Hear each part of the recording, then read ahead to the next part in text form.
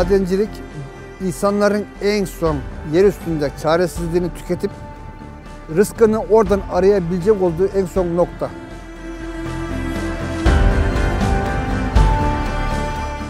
Bismillah çekerek madene giren, çıktığı zaman da şükreden bir topluluk maden işçileri. Çünkü bilmiyorsun, geri dönüp dönmeyeceğini sen de bilmiyorsun. Bu yer üstündeki çalışma gibi değil yani.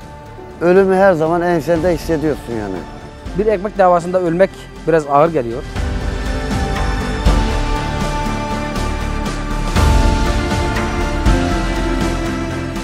İşe gideceğimiz zaman da baba gitme, ne olur gitme. Yani biz madenciyiz, biz insanız. Yüz karası değil, kömür karası. Haksızlık karşısında susan dilsiz şeytandır. Keser döner, sap döner, gün gelir, hesap döner.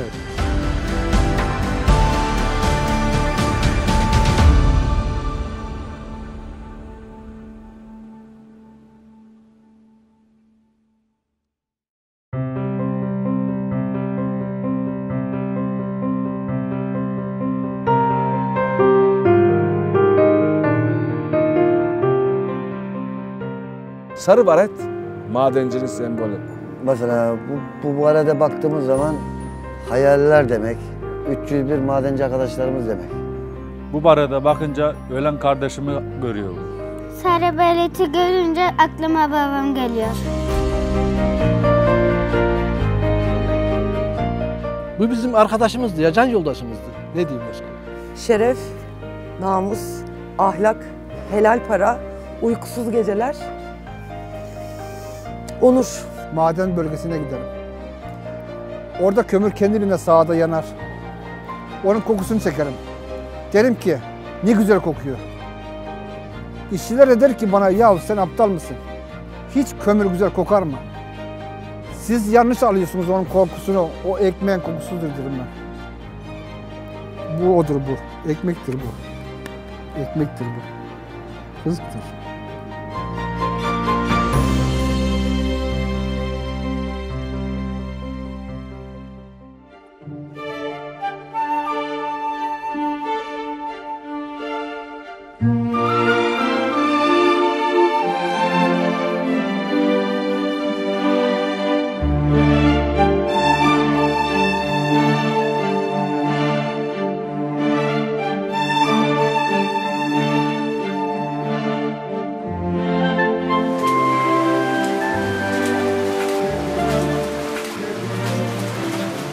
Yani yaşamının neredeyse yarısından fazlasını karanlıkta geçiren insanlar.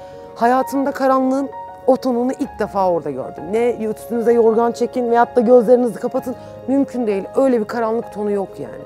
İçeriye giremedim korkudan. Götürme beni içeri falan diye buna şey yaptım, ağladım yani.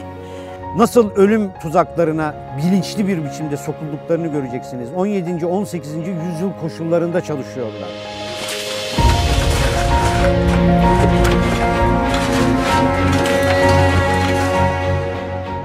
Ağaç takimatla çalışıyorlar. Ne su sondajı ne doğru düz bir sondajlama yapılmadan çalıştırılıyorlar.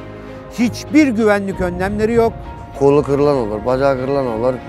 Hiçbir şey olmamış ki normal bir hayat devam ediyor yani onlara göre yani. Şurada yağmur altında duramazsın 5 dakika ama orada 8 saat bizzat suyun altında. Defalarca dizmeni boşaltmak şartıyla yani tepeden tırnağa ıslanmak şartıyla çalışmak zorundasın. O işi yapmak zorundasın. Resmen köle gibi düşünüyor insan yani. Maaş kuyruğuna girerdik. Tam sıra bize gelir veyahut da önümüzdeki arkadaşa gelir.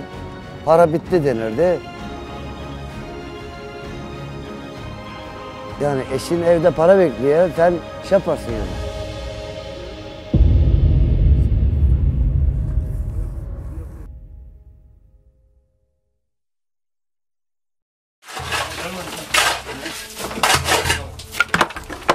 O gün için iş kazası geçirdiğimde ilk sorduğum soru ayaklarım duruyor mu?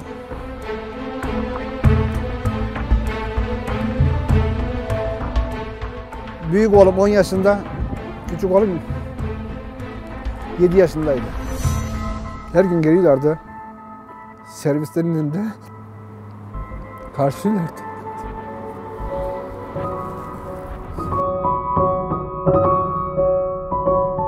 Beni kaldırdıklarında ben elimi attım. Elleyince eyvah dedim, göz gitmiş. Dünya o anda karardı ve hala karanlık bir dünyada yaşıyoruz. 13 aylık kızım var. Ben hiç yüzünü görmedim. Hiç görmedim. Görmeyeceğim de. Anlatmak dillere tabi olamaz. Asla.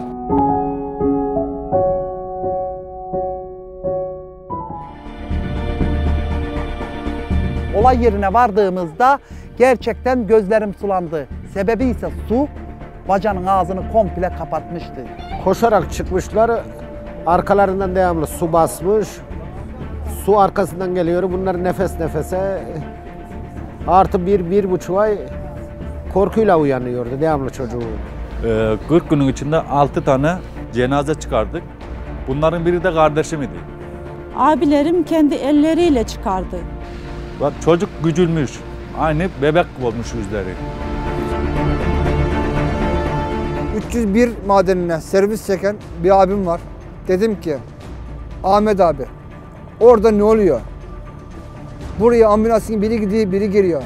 Basın açıklama yapıyor. 5 ölü 17 yaralı var diye. Ne oluyor Allah aşkına orada bir bildir dedim. Kardeşim dedi, niye 3'ü 5'e dedi yahu dedi. Burada dedi, 150 kişinin ölüsünü çıkardılar dedi. Soyunma odasına dizdiler dedi. Ne 3'ünden 5'inden bahsediyorsunuz dedi. Sen ne diyorsun Ahmet abi?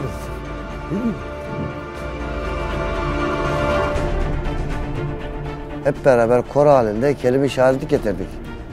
Portakalı soydum. 146 kişiye bir portakal yeter mi mesela? Tırnak ucuna kadar böldüğüm zamanlar da oldu yani.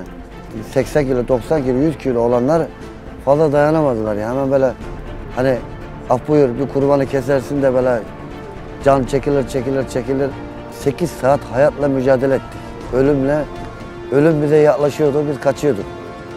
Telefonumda kayıtlı kimse kalmadı. Hepsi öldü. Katliamdan sonra aileler çok ciddi travmalar yaşadılar burada. Çok ciddi ama inanılmaz. Şirketin müdürü bize ölmediğinizde başımıza belaya kaldınız. Ölseydiniz verirdim elinize 50'şer bin lira, 100'er bin lira yakınlarınıza da kurtulurdum sizden sözü bizi bir defa daha öldürmüştü orada.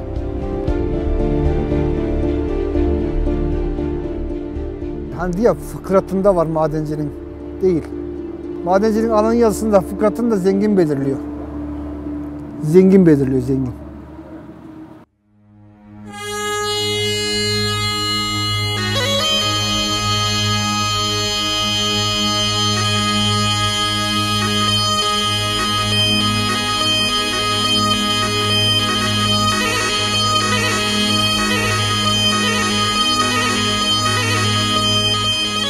Bu görmüş olduğumuz barajda bu Ermenek Taşeli bölgesinin bütün tarlaları buranın altında kaldı ve çiftçilik de bitti. Burası barajdan artan az bir yer görüyorsunuz. Zaten biz kendimiz bu şekil ekip dikip biçmesek biz zaten açlığımızdan öleceğiz. Şekil Ağa'da görüldüğü gibi 13 aydır para verilmeyen yerde insan ne yapar? 13 ay maaş almadan çalışır mı arkadaşlar? 7 ay boyunca maaş almadan çalışır mı? Çalışıyor. 34 ay maaş almadan çalışanlar var. Neden biliyor musunuz? Orada sigortası ödeniyor ya da sigortalı gösteriliyor. O yoksul anne sigortalanıyor, baba sigortalanıyor, nene sigortalanıyor, dede sigortalanıyor. Sadece sigorta yüzünden bilen, para almadan çalışan maden işçileri var Ermenek'te.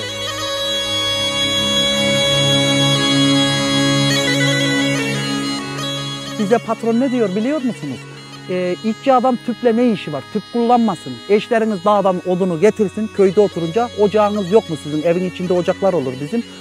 Siz tüp kullanman, odun yakın, yemeğinizi onunla pişirin diye bize öneriyor. Kendisi özel hayat yaşayacak da biz odun mu yakacağız? Bizim de özel hayatımız var. Telefon kullanmak sizin ne haddinize? İşçi adam telefon mu kullanır? Karşıyı araman diyor. O sizi arasın, halledin diyor. Servislerimiz elimizden alındı. Yemeklerimiz elimizden alındı. Köpek gibi çalıştık yani. Köpeği insan yerine koyuyorlar ama insanı koymuyorlar. Patrona bakıyor şöyle sana. Daha bunda yiyecek ekmek var. Daha bunun kanını somurabileceğimiz kan var. Bu ne grev bilir, ne zam istemesini bilir, ne izin istemesini bilir. Ne kaçak yapmasını bilir, ne hukuk aramasını bilir. Ya biz bunların bu kadar yani acımasız olduğunu bilmiyorduk. Böyle bir kattar patron da görmedim. Zalim patron da görmedim. bize ahlaksızlıktan çıkış verdi. Biz ahlaksız mıyız? 12 ay maaşımızı ödemeyen insan ahlaksız olmuyor da biz hakkımızı aradık diye mi ahlaksız oluyoruz?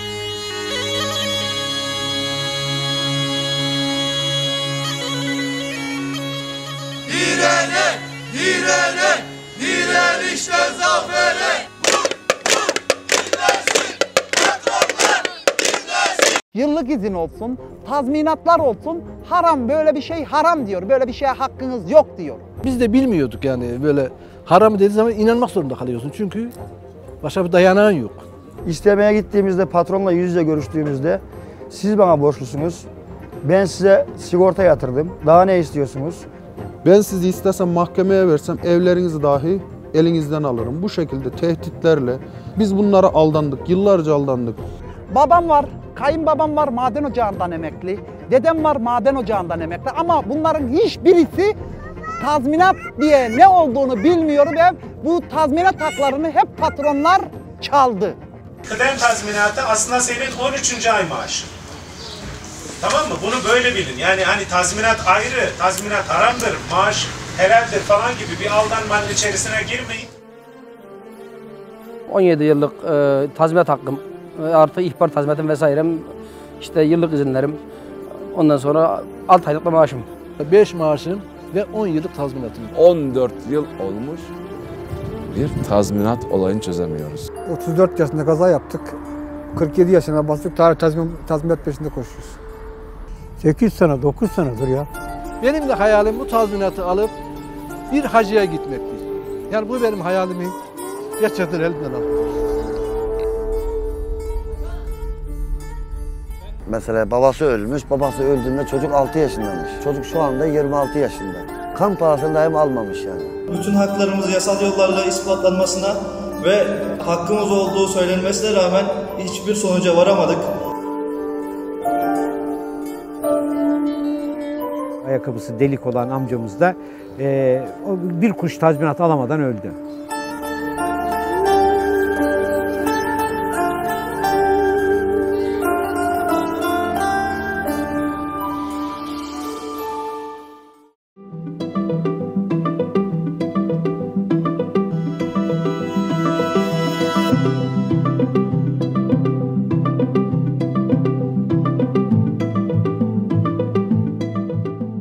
Peki bu devletin yasalarına müracaat ettiğimizde bunun karşılığını alamıyorsak, mahkemeler karar vermesine rağmen, kazanmamıza rağmen bunu icrai işleme sokamıyorsak, tahsilat yapamıyorsak, biz edemiyorsak bunu kim tahsil edecek? Bunu ben çözemem. Bunu öbür siyasetler de çözemez. Baştaki kim ise, baştaki muhtar kim ise o çözer. Haberci, meydanda, hırsızlar, yerine. Birileri bu şirket sahibinin golü. Ya kim bu patron? Kim? Bu durumu biz de merak ediyoruz ama çözemiyoruz ki. Kim koruyorsa artık. Benim 150 lira, 200 lira, 500 lira bir borcum ödenmediği zaman kapıma dayanan adalet, avukat, icra dairesi. Sen benden bunu alıyorsan da bundan ne alamıyorsun ya? Adalet bana mı, Azim Uyar'a mı? O kaç paralık adam ya? Sen koskoca devletsin ya. Şunu soruyorum ben sadece. Devletin sadece bir kıçı kırık patrona mı gücü yetmiyor? Bir tane kıçı kırık patrondan hesap sormayı beceremeyen devlet gücünü bizde sınayacak. Öyle mi? Öyle mi alay komutanı?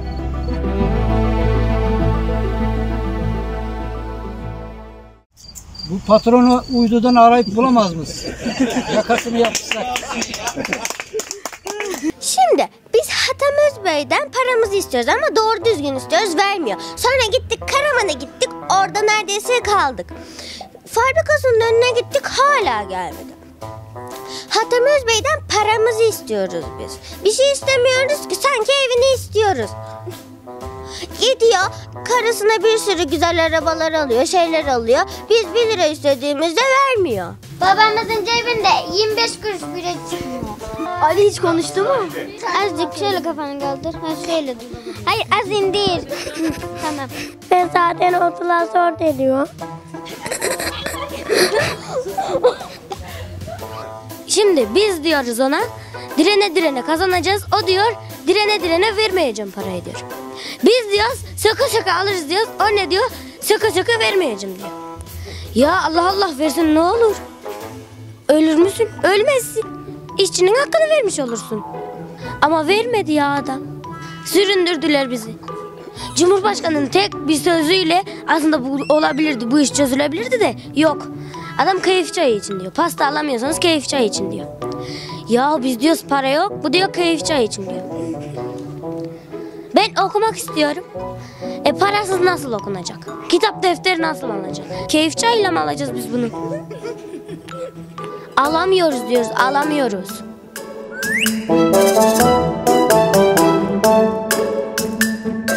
Hatem ben parayı alınca tablet alıvereceğim gel.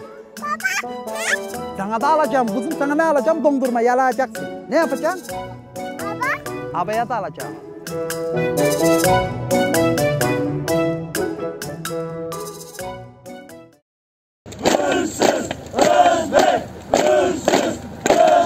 Şimdiye kadar yapılan grevler bir sonuç getirmiyordu. Geçici pansuman grev yapıyordu. Sendika, bilmem sizlerin gibi insanlara hiç buraya gelmediydi. Bizi gözümüze aşmadıydı. Biz hep ezilerek bu hallere geldik. Arkamızda kimse yoktu. Bizim evimizi açan yoktu. Ama bağımsız maden iş işte nasıl yapılır, kanunun şeyi nedir, süreç nasıl ilerletilir bunları bize işledi. Bir dayanışma oldu. 12 Ekim'de 301 şehitliğine yürüyeceğimizi dediğimizde ancak baretsiz yani madenciliğin sembolü olan baretsiz bir şekilde 301 şehitliğine kadar yürüyebileceğimiz söylendi. Ama benim için orada en üzücü olan madenciliğin sembolü olan sarı baretin bizim başımızdan alınmasıydı.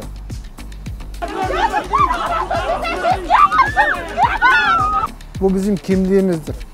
Bizim kimliğimizi elimizden aldılar. Bizim en çok gücümüze giden de buydu zaten. Bizi çocuklarımızın geleceğiyle tehdit ettiler. Ben çocuklarımın bugününü sağlayamadıktan sonra geleceğini hiç düşünmem. Buyurun dedik. Biz buradayız. Bize kurşun mu sıkacaksınız, su mu sıkacaksınız? Panzerin üstümüzden mi geçeceksiniz? Yaşatmadınız ki öldürün dedik ya. Yaşatmadınız ki öldürün. Ama bizim hakkımızı vermedikten sonra bu devlet buradan dönmüyoruz arkadaşlar. Yarın akşam 5'e kadar bu sorun çözülmezse Ankara yürüyüşü devam edin. Sicilinize işleyecek çocuklarınız sizde utanacak, şöyle olacak, böyle olacak. Karaman Alay Komutanı'nın yaptığı açıklama bu. Ben hiç zannetmiyorum. Bir çocuk babası hakkını aradığı için hiçbir evlat babasından nefret etmez. Bizim hayatımız haksızlık olmuş ya. Benim bu çocuğuma biber gazı sıkıldı. Bu küçük çocuğuma biber gazı sıkıldı. Akşama kadar gözüm hemen yandı. Sizi buraya kim gönderdi dedim. Devlet dedi. Siz devlet memuru musunuz dedim. Evet dedi. Biz de devletin insanlarıyız dedim. TC'mi gösterdim. Benim TC'mde ne yazıyor? Türkiye Cumhuriyeti. Abla dedi sen dedi çok konuşuyorsun. Lütfen çocuğunu al eve git dedi. Gitmiyorum burada kalacağım dedim. Hakkımı Alasadar da kocamın arkasındayım ve onu savunacağım dedim. Hakkımızı aramak suç mu? Benim şimdi küçüklükten beri hayalim polis olmak. Tutturdum polis olacağım diyor. Şimdi düşünüyorum. Ben polis olsam işçiye karşı mı geleceğim? Ben şimdi işçiye karşı geleceksem niye olayım polis? İşçinin hakkını almasına izin vermeyeceksem niye olayım polis? Şimdi ben ne olacağımı düşünüyorum ya.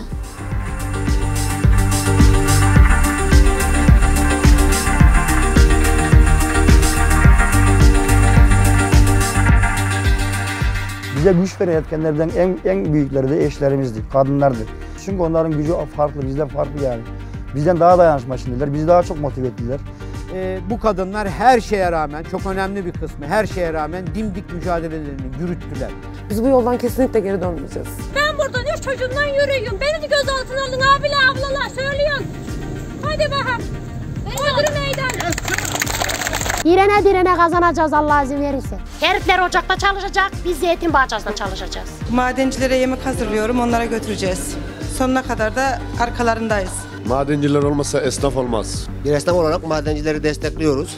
Yardımları için, arkamızda olduklarını gösterdikleri için teşekkür ederiz. Biz burada yumruk olduk. Bu yumruk önümüze gelen engeli yıkar geçer, sonuna kadar arkanızdayız dediler bize. Direne, direne, kazanacağız.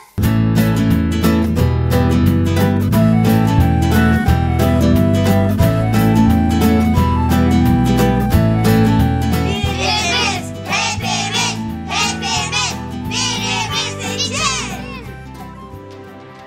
sarı baret şimdi mücadele ediyor. Sarı baret mücadele ediyor.